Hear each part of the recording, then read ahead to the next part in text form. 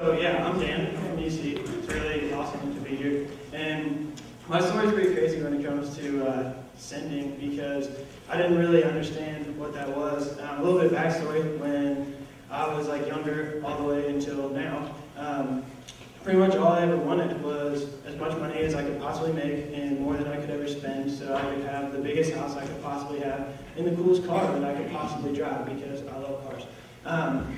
And that is a recurring problem, and I never really recognized that as a problem. I accepted Christ when I was a freshman in college, and as I began to grow in my faith, I realized how big of a problem this really was and how much it could come and just clash with my relationship with Christ.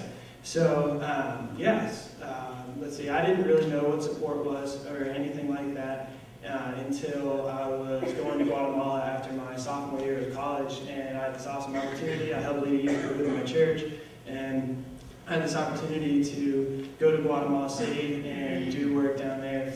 It's a crazy place, super dangerous, and I was just excited for the opportunity to do that. And it was going to cost $1,300, and I was like, wow, that's a lot, but God's blessed me with an incredible job, an internship. It's awesome. He pays me a lot, so I can probably pay for all of it.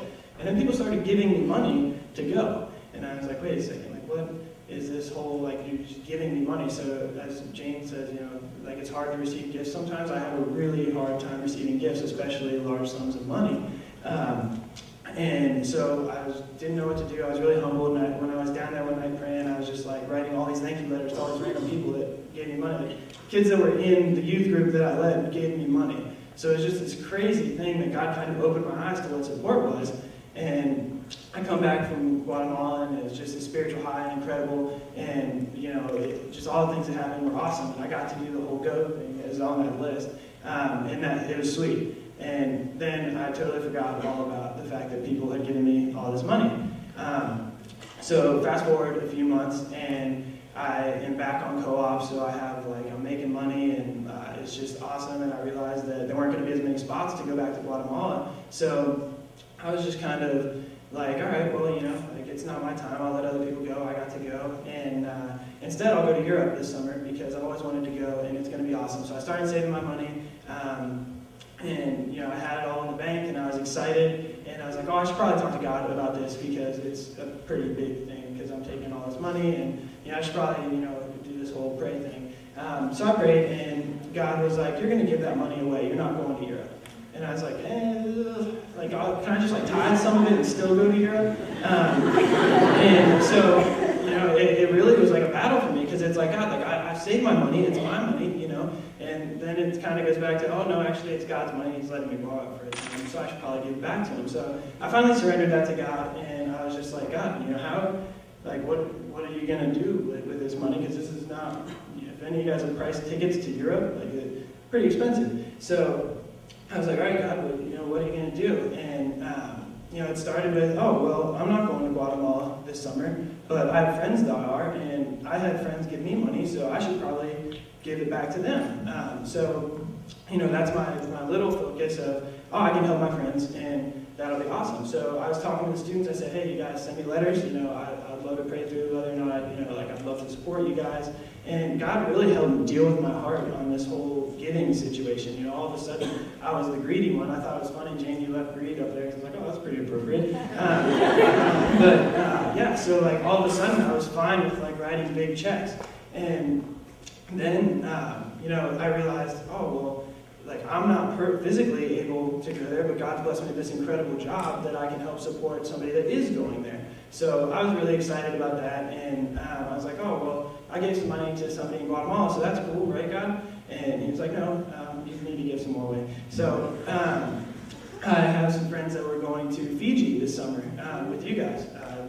So that was cool, and God laid it on my heart to give them money, and I said, okay, God, this is pretty cool. So I gave some money to somebody that was going to Fiji, and then I was just like, all right, God, is that enough yet? And he was like, no. So I was talking to the people in Fiji, and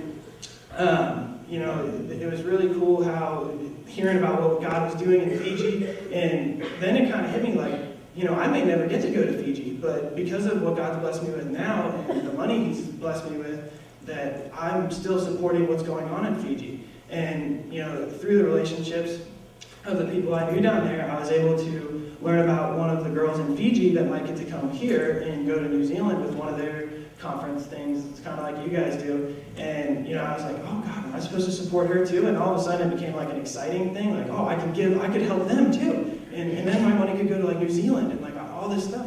I could tell, what God's doing all over the world. And then it's really cool when I think about it now, I've been able to support missions all over the place, and I've only been to America and Guatemala City, but I've been able to reach all over the place with what God's blessed me with financially. And even, it was really cool how now, over the summer, I was able to give away the whole money pretty much that I had saved up for the trip. So that was really cool and humbling, because it's not like I'm like some super rich kid, like I'm just a college kid like you guys. So that was awesome how that worked. And I just kept, praying through God, what do you want me to do with this? Because all of a sudden I realized how much of a blessing He had given me. So that's really awesome. And yeah, now I look at it and I just see as, when I have money saved up or something, I'm so much more open to what it is. And I would encourage you guys, that's how God has worked on my heart, but with you guys, I would just encourage you really to focus on, maybe He's not going to have you give away all your money, but really pray through and be willing when you pray, like, God, do you really not want me to go to Europe? I didn't expect Him to say no, but He did, and I was able to obey Him and do that. And I would encourage you guys, if you're going to pray the prayer, be willing to obey the response. So that's what God's done in my heart. It's awesome, and I would encourage you guys to do the same. So on that note, Jesus is really cool, and if you guys want to stand back up and worship Him, that would be cool too.